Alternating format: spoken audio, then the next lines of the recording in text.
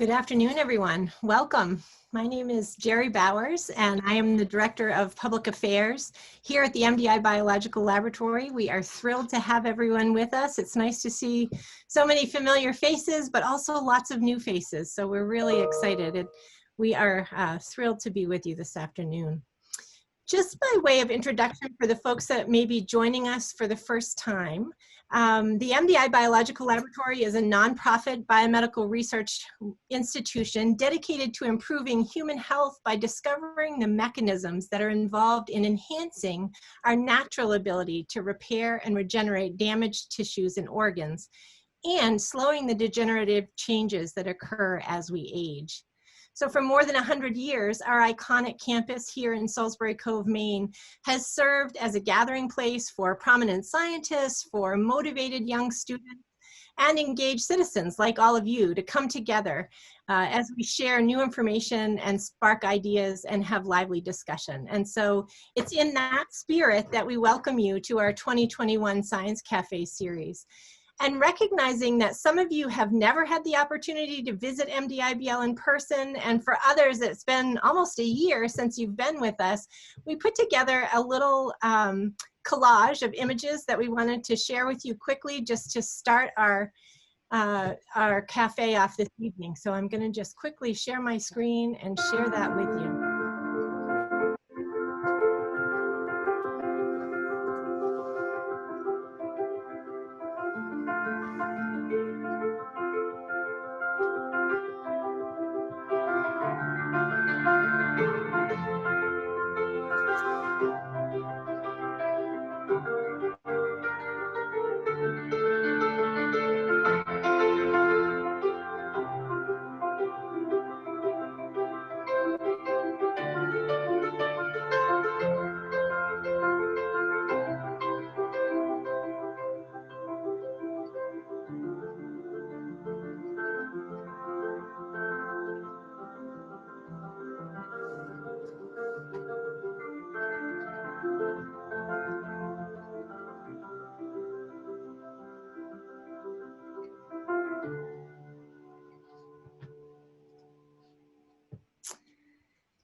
So, you know, January is typically the time of year when many of us kind of turn the page on our indulgences over the holidays and say, okay, you know, we're going to get healthy. We're going to try to embrace more healthy behaviors. And so I think it's really fitting that this evening we have Dr. David Sabgir with us, who has really come up with, I think, some innovative ways to try to encourage these kinds of healthy behaviors. David is a cardiologist, and in 2005, in an effort to try to see better behaviors in his patients, he launched an initiative called Walk with the Doc. And it just struck me when I learned about this that here in Acadia, you know, we have such a beautiful environment to get outside and enjoy this glorious place in which we're all so fortunate to live. I thought it would be fun to invite him here with us this evening to tell us a little bit about his story and how he was able to establish what now has grown into this international movement, really, with more than 500 chapters around the world. So David, welcome to the MDIBL Science Cafe. We're thrilled to have you here with us this evening, and we look forward to learning more about this wonderful program. Thank you for this great opportunity, Jerry. So everyone, please be patient. I'm going to share my screen. This is going to be pretty fast and furious as far as the slides. And the format that Emily proposed is exactly my favorite format of just let's go through, let's hit on a bunch of items. I'll give you the nuts and bolts. If I was trying to get you all to live past 100 in a healthy way, this is what I would do over half an hour. And then I would love as many questions as you want to throw at me. That's going to be awesome. Okay, so cool.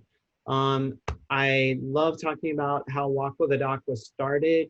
We'll go over exactly what it is and kind of some of it's been the best, most awesome roller coaster ride for 15 years. And then we'll touch on health tips that I think are relevant today. So the way it all started, I did my training at Ohio State, who in a few hours, we'll be playing for the national championship, and I'm coming to you from Ohio, so from Columbus, so that's a big deal for us. I had spent the 3 years of residency and fellowship, and 3 additional years in fellowship, having these really great conversations with patients. I felt that I connected with them, and I felt the field of medicine was fortunate that I chose it to go into.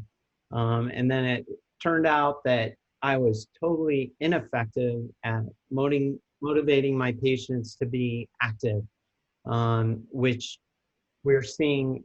So I was seeing so many patients that were suffering from hypertension, hypercholesterolemia, diabetes, and then subsequently coronary disease and requiring stents and bypass surgery, and yet only about 5 to 10% of them were active at the level we want, 150 minutes a week or more. So I thought I had it all figured out. I'll just get everyone to be active. And it turned out that, you know, it took me thousands of patients during training, but realizing when they came back for their 12-month follow-up, I was totally ineffective at motivating people. So one day I just wanted this person to have to say no to my face. And that's how Walk with a Doc was born. My nurse walked out of the room and said, you know, that sounds like a good idea to meet the patient at the park with my family.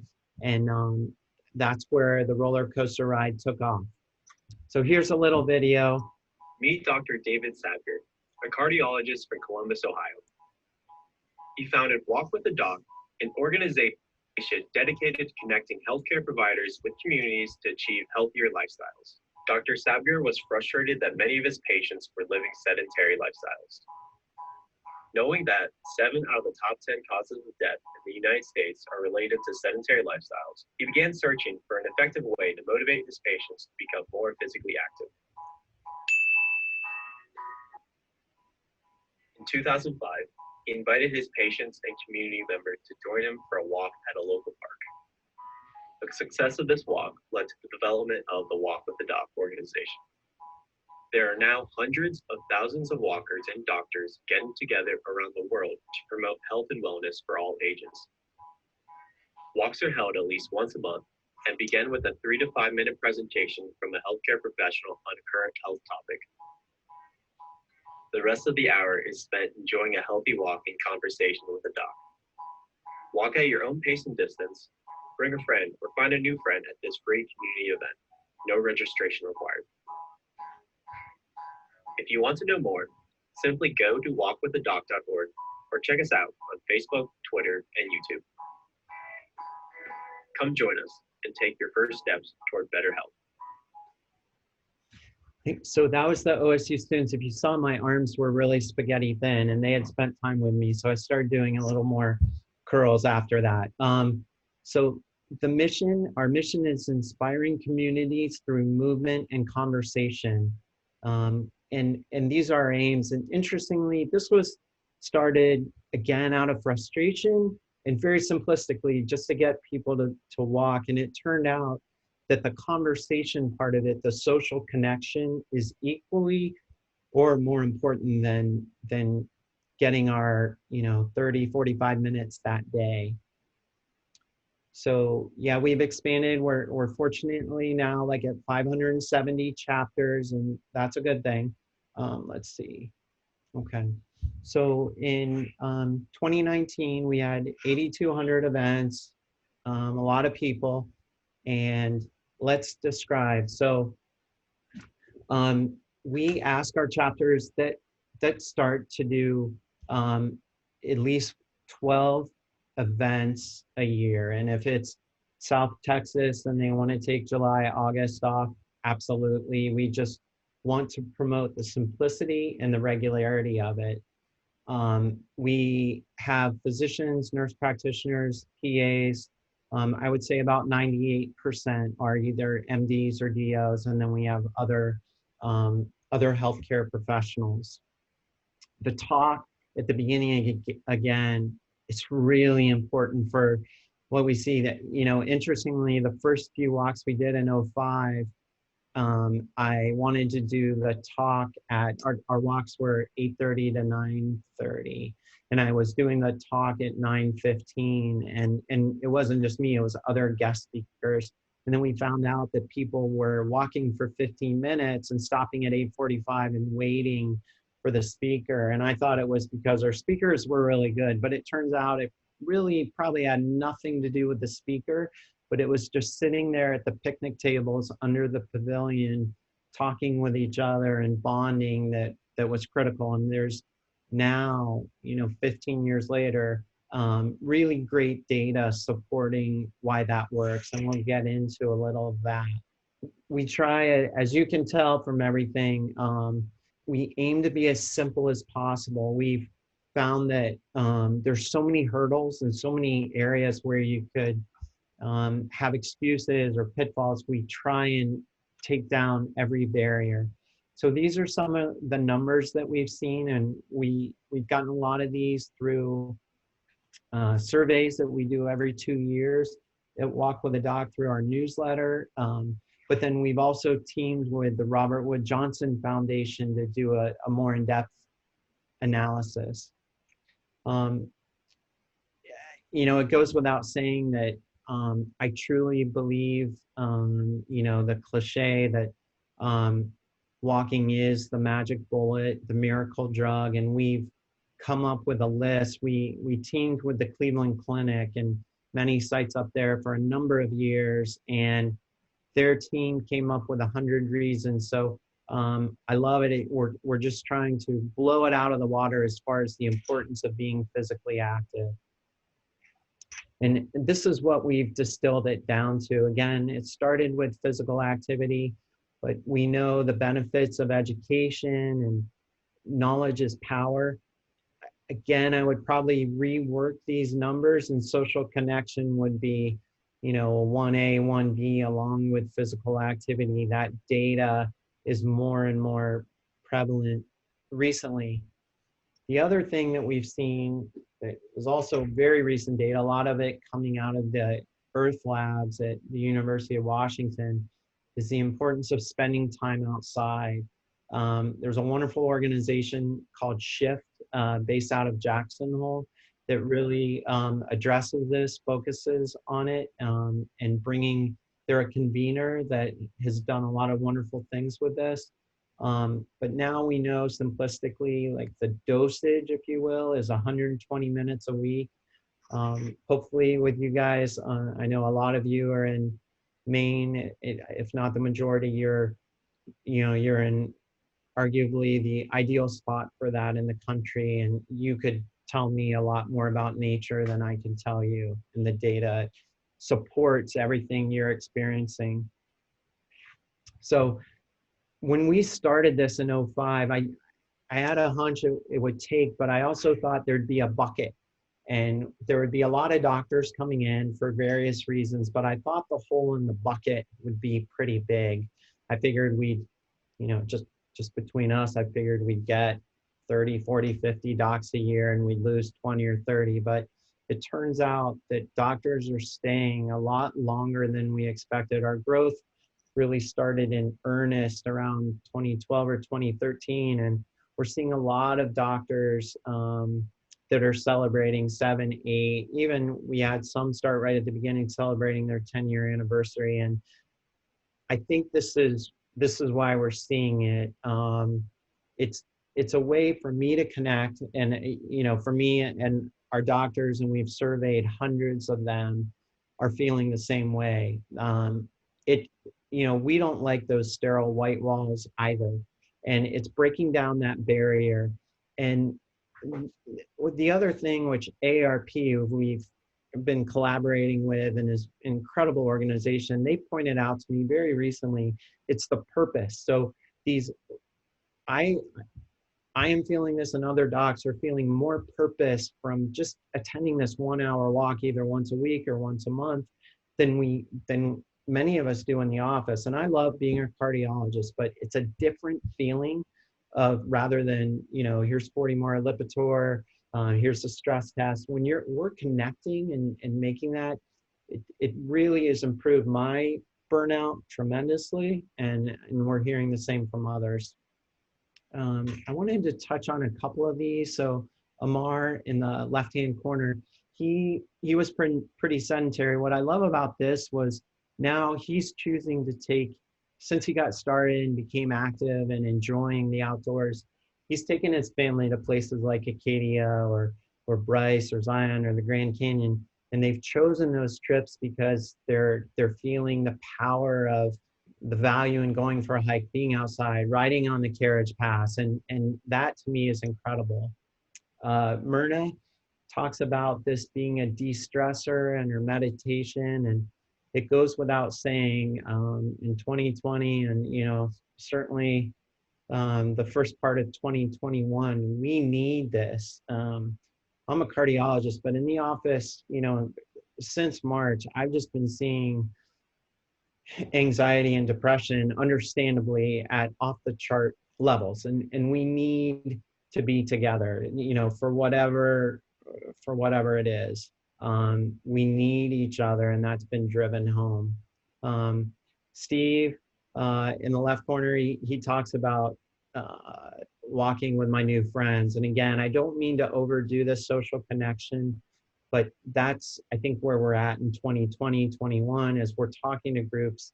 That is the new thing. And it's not new. It's been around for hundreds of years, and our importance for needing each other, but we're really trying to get at that. I want to draw your attention to future Dr. Patel on the right. We're very blessed to have Walk with a Future Doc. That's the F, in about 40 plus med schools, and that's growing pretty quickly. And I think these young kids are very idealistic, and they're taking to this, and we're excited about that, because when they go off to residency, fellowship, and become attendings, they're bringing it with them. So now I'm going to get to try and give you guys some information, so I feel like I'm helping somehow. These are the slides coming up are questions I get in the office all the time and at the walk all the time. So I thought maybe someone in the audience might have them. Hopefully someone does. So aspirin now, the latest is that it's recommended if you've had a heart attack or stroke. That means secondary prevention, meaning the events happen. 81 milligrams is recommended. And my wife's an attorney. She would demand that I tell you, of course, this is just a goofy heart doctor from Ohio. Don't rely on me, you rely on your physician, but maybe a talking point to bring up. So 81 milligrams for secondary prevention. Just last year, we started steering away from primary prevention, meaning taking an aspirin just because it was the right thing to do. That is no longer recommended.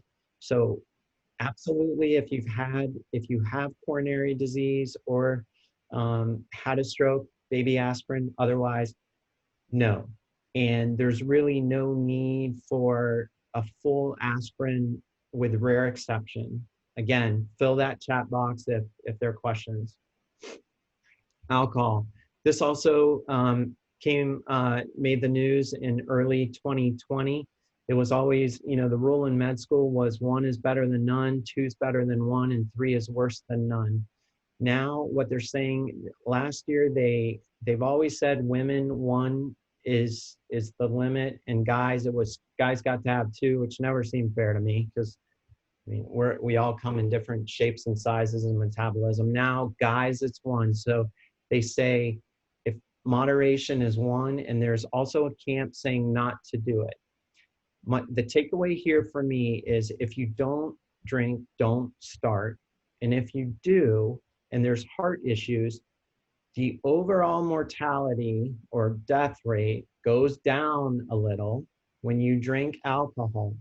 But there is a marked reduction in heart disease with alcohol. So the studies show, and I know there are people on this, pretty much everyone on here is much smarter than me, and the risk ratio is lower with 2 drinks more than 1. So in moderation, if those that drink 1 to 7 alcoholic beverages a day have a reduction of 14% in coronary disease, and those that drink 8 to 14 a week spread out, there's a reduction of 23% in heart disease. So that's why we've heard about wine. It doesn't have to be a specific red wine from Bordeaux. It's all alcohol components. You have to weigh, though. The reason alcohol made the news last year is because of the other issues associated with it. So you're all smart people. Take that information as you want. Again, happy to answer questions. Personally, I don't believe in supplements. It's something that comes up all the time. There's been no proven supplement that works, with exception of vitamin D, possibly if your levels are low. But you name it, the supplement, I don't recommend it. I think they make expensive urine. But I know there's different camps. Even, someone right now is probably thinking about a multivitamin that has been proven over and over not to work. They are not really dangerous. Vitamin E over 150 international units is proven to increase mortality. But other than that, they're pretty harmless, but they don't work. So if you're looking to pare down that list, this is a good place to start. Dark chocolate is effective. It does work. It does reduce heart disease. They say 30 to 60 grams, which is a decent amount of a decent amount of chocolate.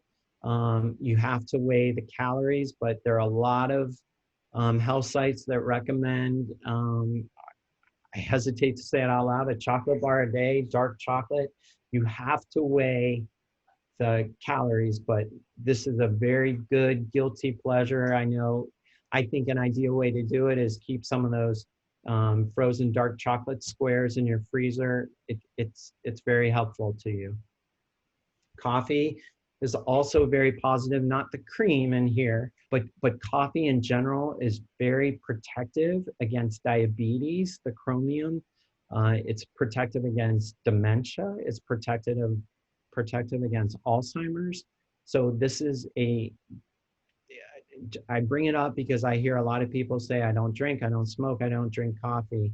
Not smoking obviously is critically important. It can take 14 years on average off your life. Drinking alcohol, we talked about in moderation. And coffee, there really is no limit that's been set. For those that are raising your eyebrows, if there's a lethal arrhythmia like ventricular tachycardia or ventricular fibrillation, of course, and if it's triggered by that, of course you shouldn't do it. But even atrial fibrillation, which is a common arrhythmia, it's not contraindicated. And for those, the overwhelming majority of people that don't have rhythm issues, it is deemed to be safe. So I'll leave it at that. Fish oil, no. If you eat fish at all, then it's an absolute no-brainer, no need for fish oil. But the data, which, back now it's probably 12 years ago, my practice had a flyer. I'm in the same group of 8 cardiologists I've been in. We told everyone to take 4 grams of fish oil. We haven't done that for 12 years. The data, unfortunately, did not bear out. It would have been great. We love having this as an option, but if you eat fish, no need. And if you don't, I wouldn't do it. Very important, overlooked, 64 ounces a day or 8 cups. This is something that myself and a lot of patients just are not, taking advantage of this opportunity to lower our satiety, to get more energy, especially harder in the cold weather, but it's a missed opportunity when I think of the days where I don't drink enough water. Physical activity. So this is the miracle drug, and then walking with others, all the more important. Some of the, we know about the 50% reduction. 50%, it's a crazy number. In heart attack, 50% reduction in stroke, but there's also 13 cancers that are dramatically reduced. Women can reduce their risk of breast cancer recurrence by 53% by walking during the week, lower the incidence of getting it at all by 43%. Alzheimer's is reduced 50%, anxiety reduced 47%. If you couple that with an SSRI, you're talking about a synergy getting a level in the 70s of reducing of anxiety. Depression goes down 48%. So there's a list of 100 reasons I'm happy to share. Unfortunately, things don't look like that today. They look like, I'm not sure what it is in MDI right now, but in Columbus, we're in the 30s. So Emily kindly asked me to touch on some tips on cold weather. And there's the stuff we know. First, yes, do it. Get outside. And Pip brought up no such thing as bad weather, just bad clothes. I think that's true almost for 98% of the time. I will say there are times where I go outside, I'm like, not today. We're gonna live to fight another day. But just a refresher, and I shouldn't be telling you guys this. You live it and could teach me something. But the wicking, and my tip here is there's some brand, we don't have a sponsorship with them, but 32 Degrees is a Costco brand that you can order online. They're $8. These wicking shirts that I think another brand will sell for $80, and these work like a charm. A lot of our walkers use this. I still am not good enough business person to secure a sponsorship. And then second layer, fleece, sweatshirt, something really warm and cozy, and then a shell to protect against the outside. Cover everything, of course. There's a brand, Homage, that's based out of Columbus. Again, you can order those online, not a sponsor, unfortunately. I'm just sharing it because I started to having to wear them outside, of course, because of the pandemic. And now, like, I'm never going back. These are so warm, they make your face feel great. You can breathe. So just makes, probably a lot of us are wearing those masks outside, and it helps cover up more. No PRs. I took a bike ride this weekend just because I wanted to see if I could ride in January, and my speed was lower than what it was when we stopped in November. Plan on going slower, plan that it's not going to be as fast. That's okay, you're outside. The good news is, the first bullet pointer, that you're burning up to 30% more calories. So enjoy the ride. Don't worry about PRing, getting a personal record for those unaware. So number 4, a lot of people suggest warming up, doing 5 minutes inside, getting the blood warm. No alcohol. It's gonna, it may make you feel warm inside, but it's actually working the opposite with vasoconstriction. Or vasodilatation, sorry. So the heat's escaping. Don't do this. And then stay upright. Make sure you're, there's a lot of ice out there. I would think the carriage roads would be a perfect place to walk, just because of the ground, but make sure you're not at risk of going down and getting injured.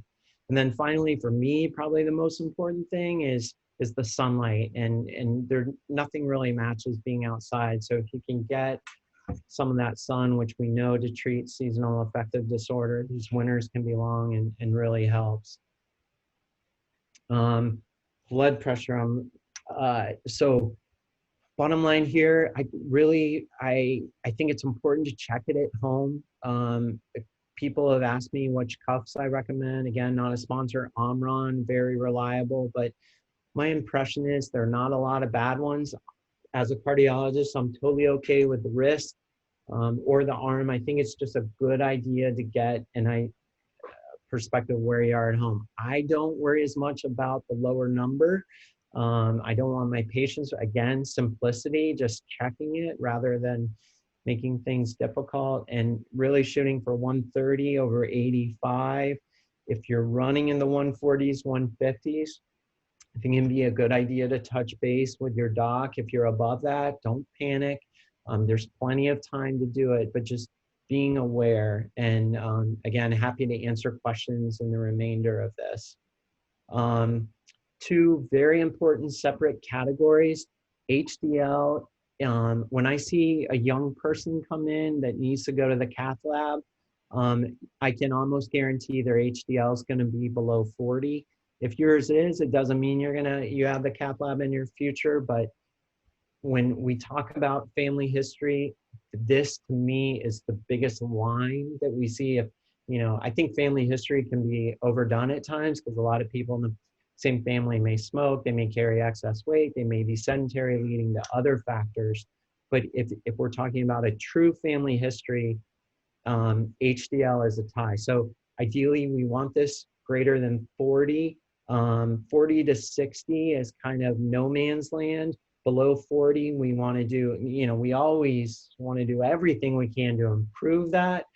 Way to do it: exercise, fruits, vegetables, soluble fiber like oatmeal. And I hesitate to say it but alcohol can actually increase it a little bit. Again, I'm not sponsored by anyone, although it certainly would sound like it. LDL, statins are a miracle drug that I would put them a little below exercise, just because everything exercise does. But statins, by lowering your LDL by 40 points every time you do that, you lower your risk by 25%. So the statins, and with those we're talking about like atorvastatin, simvastatin, those are Lipitor, Crestor, rosuvastatin, those are some of the names. Those will lower your LDL really well. With HDL, there are no medications that get that higher. They've tried, believe me, and we haven't found anything that's worked other than exercise, fruits, vegetables, soluble fiber. This is a stent. I'll say really quickly, there's a lot of myths about stents. There's been a couple studies in the New England Journal in 07 and 17 showing that stents don't really, if you're not, if you're being hauled into the ER and you're having an acute coronary syndrome, stents will absolutely save your life. But if we're talking about chronic management, we are underutilizing medications and going to stents too quickly as a field. So stents are not proven in the chronic setting to do anything. We first need to do medications and exhaust that. This is underrated, right? Or underappreciated, underdiagnosed is probably the word that I need. There's an acronym. If you have 4 of 8 of these, it might be something to look into. The acronym is STOP BANG, and that is snoring. If you're tired during the day, O is for observed apnea. So if this dude stops breathing and she has to shake him, that's observed apnea, and that's basically it. P, again, stop bang. The P is blood pressure. If you have elevated blood pressure, that could be a sign. Obviously, there are a lot of reasons. B is for BMI, that's greater than 30. Age, greater than 50. Neck size, greater than 16 and a half. And G, gender, male. If you have 4 or more of those, you're at increased risk. And we're seeing a lot. I'm just seeing it all day long. And I was skeptical. I was seeing it so much, and so many patients were getting CPAP. I honestly, probably about 8, 9, 10 years ago, I thought it was a scam. I thought it was pulmonologists that were looking to make an extra buck and wanted to get out of the ICU. And I've learned that that is not the case, both through data and anecdotally. My patients that get fitted for CPAP, I definitely have some patients that I've sent that have been negative, but those that have it and wear the CPAP, it can make a huge difference. So keys to healthy aging, and then I'll wrap up. These are what the CDC has put forward. And I just want to, a lot of these are common sense, but I think common sense can get us past that 100-year goal line, if you will. And I just wanted to draw attention to it. What we're really focusing on at Walk with a Doc is number 7, number 9, number 10, and then, certainly this is the reason that physical activity is the miracle drug. It also addresses 8, it addresses 5. We're talking about the importance of immunization, and I am 100% behind the vaccine. And if anyone asks questions on that, I got it, and I can, share my experience. So there's that. This is what we're looking to do. We've had conservatively 40% growth recently, so we want to be at this number of chapters. Sanjay gave us a great plug. I won't play that because I feel like we've done enough of that. I also want to draw attention to purpose. Again, we've had some meetings with the AARP leadership, and they talk about people, meaning the social connection, purpose, and the data is incredible on reduced hospital admissions, reduced diseases by just having a purpose. And their third P is positivity, which I love. It's optimism, hope, and that's critical for living well as we age. So I'll skip this. We do have a great event coming up called the Grand Walk with the Doc Grand Canyon Adventure. I'm happy to share. Okay, thank you. Oh, I do want to show this video. I love it. This is from our Walk with the Doc leader, Craig Kataoka. He's in Hilo, Hawaii, so a few miles away from you guys.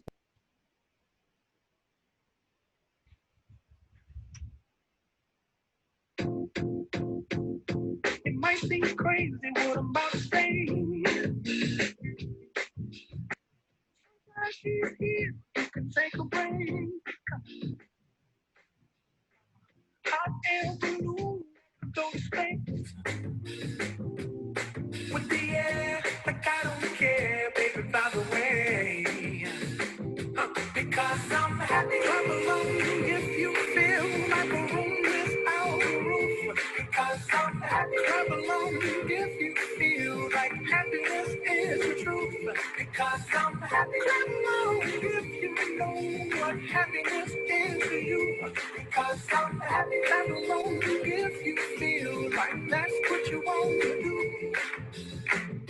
Here come bad news, talking this and that. Give me all you got. Okay. Oh, I thought that was really cool. So hopefully I was not on mute the whole time. No, you were not. Oh, thank God. Okay. So I'm going to stop sharing. All right. So hopefully there's some questions. Yes, we have quite a few questions, Dr. Okay. Sabgir. Thank you so much. That was a great presentation. I want to start with just a couple of clarifying questions. So there's one here from Sheila. She says, I understand no on aspirin for coronary disease, but what about as a preventative for colon cancer? Has that changed as well?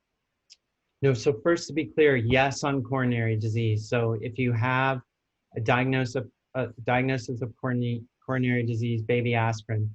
Colon cancer, it's a great question. And I asked that same question many times last year because that's why I was one of the docs still giving it because of the colon cancer prevention.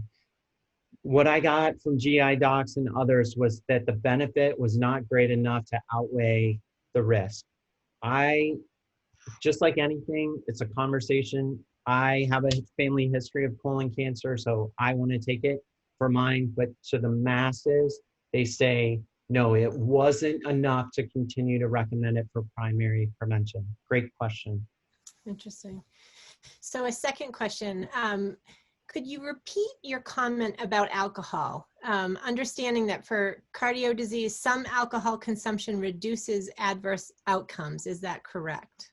It is correct. So again, if you don't drink, don't start to reduce it. But I think of, for example, there's a modest increase in breast cancer risk. So I usually think about, a woman that has a family history of breast cancer and no coronary disease. She should, if she could go either way, she should not be drinking alcohol. But the same woman, if the family history is riddled with early coronary disease, no breast cancer, enjoys a beer, I would go for it. So overall, the data shows 1 to 7 drinks a week spread out reduces your coronary disease risk by 14%. 8 to 14 drinks a week. I cringe when I say this. It's a risk ratio of 0.77 hazard ratio. So you have a 23% reduction in coronary disease. So again, something to talk about with your doctor, but please take away that if you enjoy, because all I see 41 participants, all of us fall somewhere else on the spectrum on where they're at. So hopefully that helps. That's great. So another question, just clarifying about water. Is water in any form okay for the 8 glasses a day? We hear anecdotally that coffee and tea are bad because they're diuretics. Yeah, I do not count coffee and tea in that 8 cups. Okay, great. And a question about the cholesterol levels. Can the HDL levels be too high, like 95 or higher? Great question. No, I am not. Anecdotally, I've looked at probably tens of thousands of, and I'm never worried that's been too high. If I see an HDL sky high, I pat them on the back, and I think it's, I think of cardiovascular immortality. There is no such thing, but can't be too high. And it's the same with LDL. For a while, we didn't know if you could go too low. Where it sits right now, you cannot go too low with your LDL. That's great. Thank you. So we have one question that says, I do everything you've described and have for years. Why is it that I feel older each year? I'm going to leave that to MDI. Right. I would, it's part of life, but I do think, and Sanjay gets to this in one of his books, like, I think we can, and I'm not saying this is the case for you, but we can fall into a mindset that it's going to happen. And in that situation, my recommendation is do what you can to constantly try and increase your physical activity, increase your strength training. I didn't talk about that at all today, which is not good, but the CDC, along with the 150 minutes of moderate physical activity a week, it's recommended to do 2 strength training sessions a week. The other way to really increase your fitness is to do something called, and you're probably aware of, HIIT, or high intensity interval training. That's a really good way to feel younger. I'll go on and off of that. And as I, take the stairs at the hospital, when I'm been doing HIIT training for a few weeks, like when I get to the top of when I get to the 4th floor, I feel different than I did 2 weeks before when I hadn't been doing it. Yeah, that's great. So that's, it's interesting. One of the, as you know, one of the research areas that we study here at MDIBL is really this connection between regeneration and aging, and understanding sort of where does regeneration end and degeneration begin. And I'm just curious from your perspective, we often focus a lot on high stress or, short-term stress, but, high intensity would definitely fall in that category, and the beneficial changes that we see at the molecular level related to aging. And it's so curious to me to see on the flip side, not necessarily high intensity, but the incredible benefits that are associated with just, relatively moderate exercise. And I'm curious, if you feel, it sounds to me a little bit like you feel there's so much additional benefit there of just being outside and helping, your emotional state. And it's not really a question. I just find it interesting, the contrast there in those 2 approaches. Yeah, it's a really good point. It's fascinating. So we have a couple of other questions here. I have non-stenotic calcific CAD and low cholesterol. I have been told to take Lipitor to stabilize the plaque. Do you agree? 100%, Gabrielle. And I love the question, and I appreciate your second question all the more. But with non-stenotic, so I get referrals all the time for patients that had a calcium score, and typically it's for a stress test. And the reason that a lot of the primary docs, the correct reason, is they do it on determining whether to start a statin. And Lipitor's atorvastatin, yes, a statin. So 100% agree with that. What it does, so there's stable plaque and unstable plaque. And what Lipitor and other statins do is take the unstable plaque and stabilize it. So there's also, an interesting situation where what it'll do is make your calcium score go up. So whatever your calcium score was, I don't check a second calcium score because it should go up. It should calcify and lock it down. And again, that Lipitor is going to lower your LDL. And for every 40 points it lowers it, it's going to lower your risk of heart attack by 25%. So I'm a nihilist. I like those medications list as short as possible. And that's why, have dedicated a lot of my career to shortening those lists through regular physical activity and social connection. But there are some that, if they're proven to make a difference, and Lipitor is one of them. That's great. We have another question about sleep apnea. Mhm. I have sleep apnea and use a dental device as opposed to a mask. Is there any evidence to differentiate outcomes? Yeah. So first of all, let me share that I understand where you're coming from. CPAP is incredible what it does, but I also see an incredible amount of people that struggle with it for, reasons probably all of us know. The data it is clearly a second choice. I don't have the exact data. It's pretty inferior to CPAP. I know there's new devices called Inspire that you might want to look up that have shown relatively new that show promising data. But my recommendation is, if at all possible, double down and see if you can make that mask work because it is much better. I wish it wasn't because the dental appliance is so much easier, but let me close with saying that the patients that have CPAP and have gotten over those 2 weeks or 3 weeks of getting to know you, they love it to the point it's flipped where they're addicted to it. So that's what I would encourage. Interesting. Just a comment here. It says important to know if there's a component of central apnea, not just obstructive. That's correct. And I'm coming to you from Ohio, where the obesity rate is, my average BMI is about 38 or 39 for a day. And I pretty much only see obstructive, but you're right. And it's a really good point that central apnea is there too. Mm-hmm.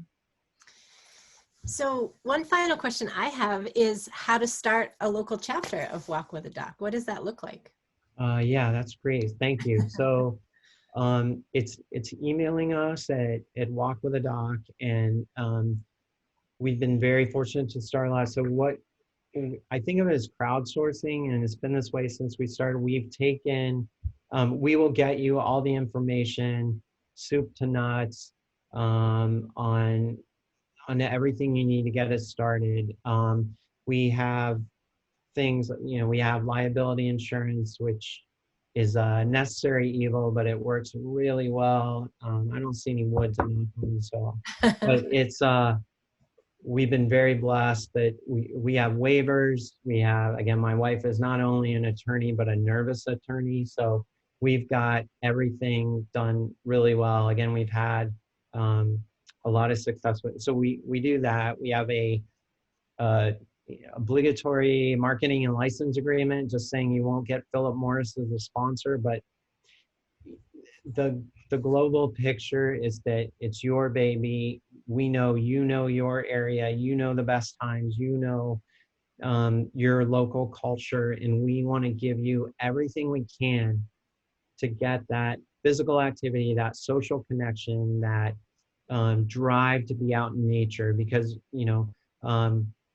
what we've learned is it's not the doc that brings people back. It is Bob knowing that he's going to see Mike again, and if Mike doesn't see him, he's going to give him a call and say, hey, it was 37 degrees. I could have used you out here. It would have been nice. I missed you.